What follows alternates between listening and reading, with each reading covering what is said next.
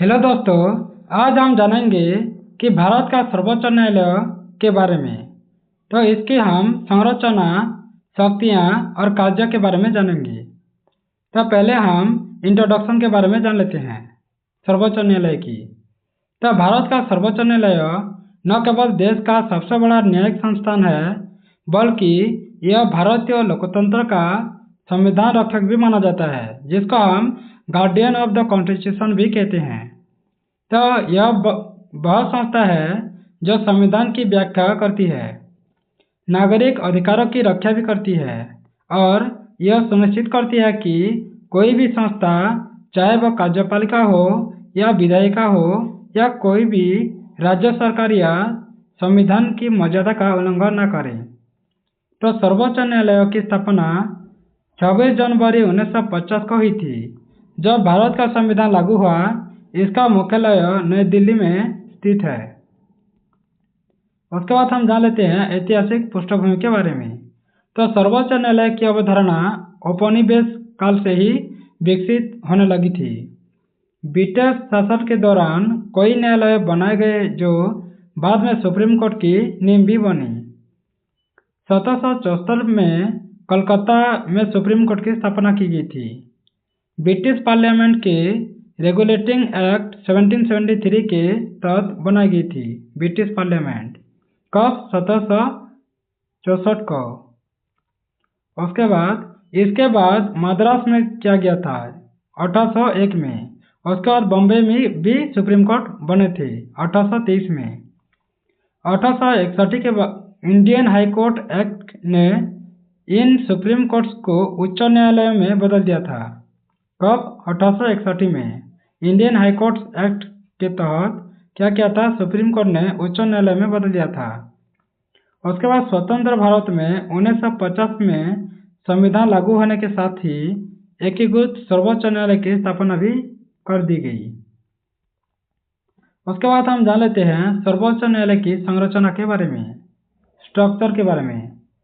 तो पहले संवैधानिक प्रावधान के बारे में जान लेते हैं। तो अनुच्छेद 124 से 147 तक सर्वोच्च न्यायालय की संरचना, नियुक्ति और अधिकार क्षेत्र और कार्यों की चर्चा की गई है। तो पहले हम संरचना के बारे में जान लेते हैं। तो मुख्य न्यायाधीश एक ही होंगे, इस पर लिखा गया है। उसके बाद अन्य न्यायाधीश, जैसे वर्तमान में अधिकतम 33 यानी कुल 34 न्यायाधीश ही रह सकते हैं। एक चीफ जस्टिस ऑफ इंडिया और दूसरे जितने भी है 33 वो सब जस्टिस ही रहेंगे। उसके बाद पहले यह संख्या 8 थी, जिसे समय समय पर बढ़ावा दिया गया है। उसके बाद नियुक्ति की प्रक्रिया। तो न्यायाधीशों की नियुक्ति राष्ट्रपति द्वारा ही की जाती है। नियुक्ति के लिए राष्ट्रपति कोलेजियम प्रणाली के तहत सुप्रीम कोर्ट के वरिष्ठ न्यायाधीश की सलाह लेते हैं। कोलेजियम में मुख्य न्यायाधीश और 4 वरिष्ठ न्यायाधीश शामिल होते हैं। उसके बाद कार्यकाल।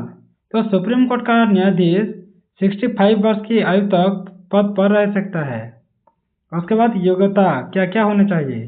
तो भारत का नागरिक होना चाहिए और किसी उच्च न्यायालय का न्यायाधीश कम से कम 5 वर्ष तक रहा हो, या किसी उच्च न्यायालय में अधिवक्ता के रूप में कम से कम 10 वर्ष तक कार्य किए हो, या यह भी हो सकता है कि राष्ट्रपति की मतानुसार वह एक उत्कृष्ट विधि विशेषज्ञ हो सकता है। उसके बाद हम जान लेते हैं सर्वोच्च न्यायालय का मुख्यालय कहाँ है और पीठों के बारे में। तो इसका मुख्यालय नई दिल्ली में है। उसके बाद संविधान राष्ट्रपति को अधिकार देता है कि वह आवश्यक समझे तो अन्य स्थानों पर भी सुप्रीम कोर्ट की पीठ, जिसको हम बेंच कहते हैं, वह स्थापित कर सकता है। सुप्रीम कोर्ट विभिन्न डिवीजन बेंच कर सकता है, कॉन्स्टिट्यूशनल बेंच कर सकता है और फुल बेंच के रूप में भी कार्य कर सकता है। उसके बाद हम जान लेते हैं सर्वोच्च न्यायालय के कार्य और अधिकार के बारे में, पावर एंड फंक्शन के बारे में। तो सर्वोच्च न्यायालय के अधिकार व्यापक होते हैं। इसे संवैधानिक द्वारा अनेक प्रकार की शक्तियाँ दी गई है। एक, मौलिक अधिकारों की रक्षा करने का अधिकार। अनुच्छेद 32 में नागरिकों को यह अधिकार देता है कि वे सीधे सर्वोच्च न्यायालय में जाकर अपने मौलिक अधिकारों की रक्षा की मांग कर सकते हैं। इसे संविधान की आत्मा भी कहा जाता है।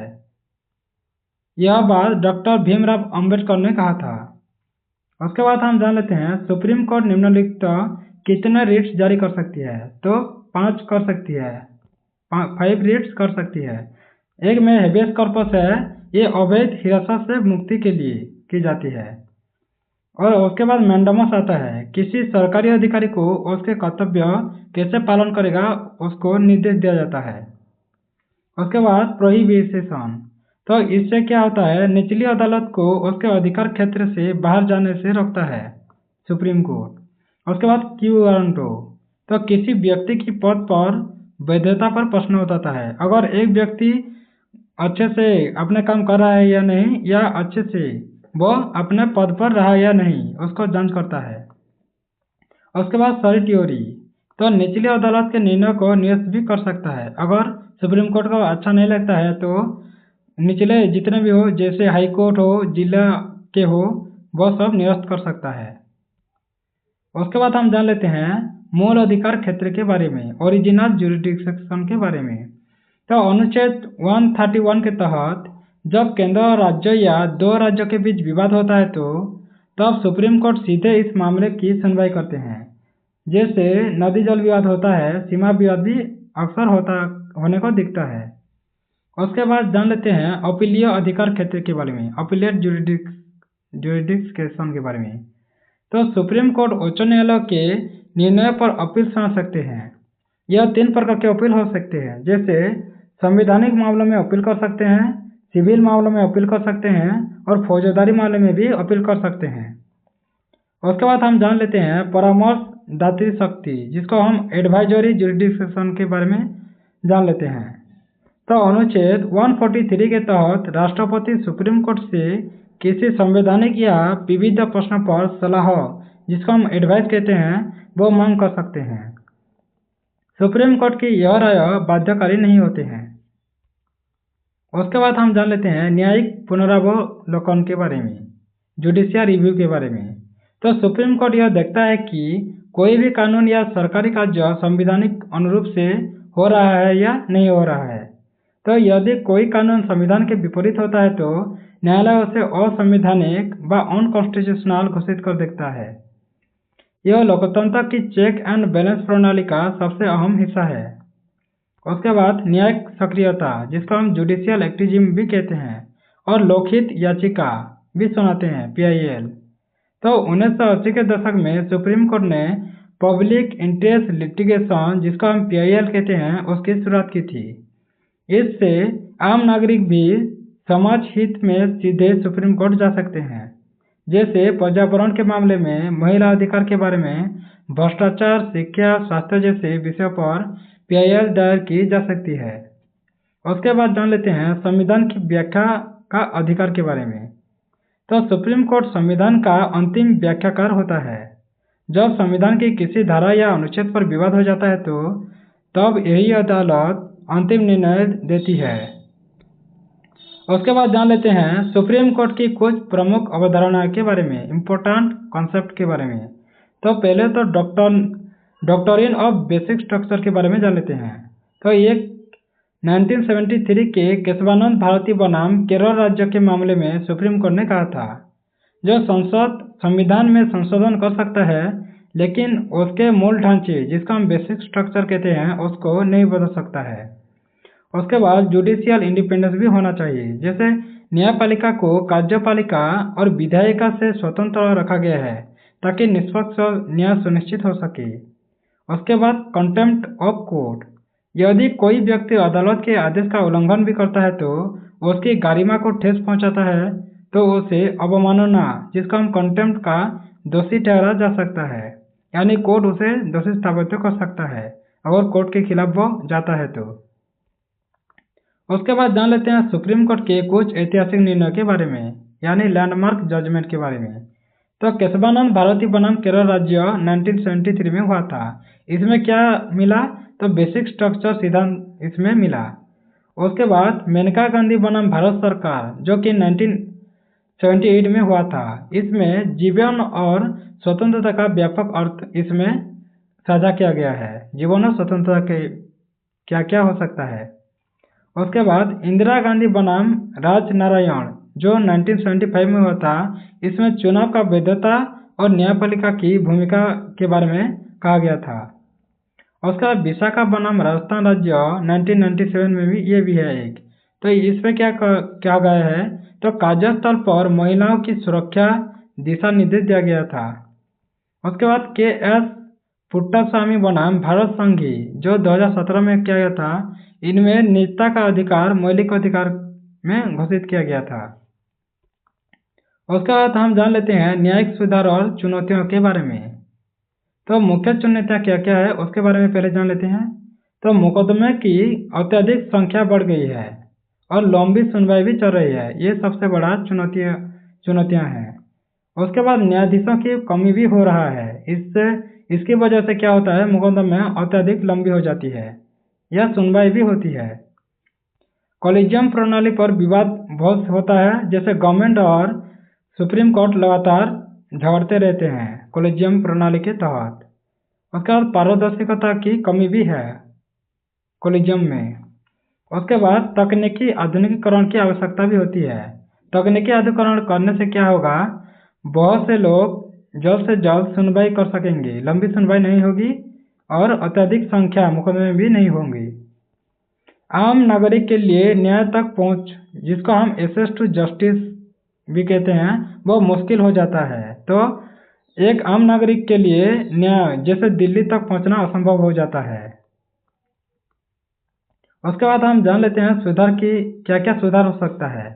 तो ई कोर्ट्स की स्थापना की जा सकती है, जैसे हम घर में बैठकर भी हम सुप्रीम कोर्ट के आदेश का पालन कर सकते हैं, यानी हम कोर्ट में हमारी सुनवाई हो सके। उसके बाद क्या कर सकते हैं, फास्ट ट्रैक कोर्ट्स भी कर सकते हैं। इससे करने से क्या होगा कि जल्द से जल्द सुनवाई हो सकेगी। उसके बाद न्यायिक नियुक्तियों में पारदर्शिता भी हो सकता है। उसके बाद जन सुनवाई जैसे लोक अदालत मध्यस्थता प्रणाली का प्रसार भी करना होगा, ताकि जल्द से जल्द मुकदमे का निपटाना हो सके। उसके बाद हम सर्वोच्च न्यायालय का महत्व के बारे में जान लेते हैं, इम्पोर्टेंस ऑफ सुप्रीम कोर्ट के बारे में। तो संविधान का रक्षक और व्याख्याकार कहा जाता है सुप्रीम कोर्ट को, और नागरिक अधिकारों की संरक्षक भी कहा जाता है, क्योंकि नागरिक का अधिकारों का संरक्षण करता है। शासन में संतुलन बनाए रखने वाला स्तंभ भी कहा जाता है। उसके बाद लोकतंत्र की आत्मा और न्याय की अंतिम संस्था भी कहा जाता है सुप्रीम कोर्ट, क्योंकि लास्ट में है। उसके बाद सामाजिक और आर्थिक न्याय को भी प्रोत्साहन करने वाला माध्यम होता है सुप्रीम कोर्ट। उसके बाद निष्कर्ष, तो भारत का सर्वोच्च न्यायालय न केवल न्याय का मंदिर होता है, बल्कि यह लोकतंत्र की आत्मा भी है। यह सुनिश्चित करता है कि कोई भी व्यक्ति या संस्था संविधान से ऊपर नहीं हो। इसकी स्वतंत्रता और निष्पक्षता ही भारतीय लोकतंत्र की मजबूती की गारंटी देती है। सुप्रीम कोर्ट वह अंतिम सहारा है जहां आम नागरिक न्याय की आशा लेकर पहुंचता है। इसीलिए इसके प्रति जनता का विश्वास होना और न्यायपालिका की विश्वसनीयता और न्याय का त्वरित वितरण, यही ही भारत के उज्जवल भविष्य की पहचान है। Thanks for watching. अगर ऐसे वीडियो आपको अच्छा लगता है तो सब्सक्राइब कर दें, बेल आइकन भी दबा दें, लाइक करें, शेयर करें और कमेंट करना ना भूलें। धन्यवाद।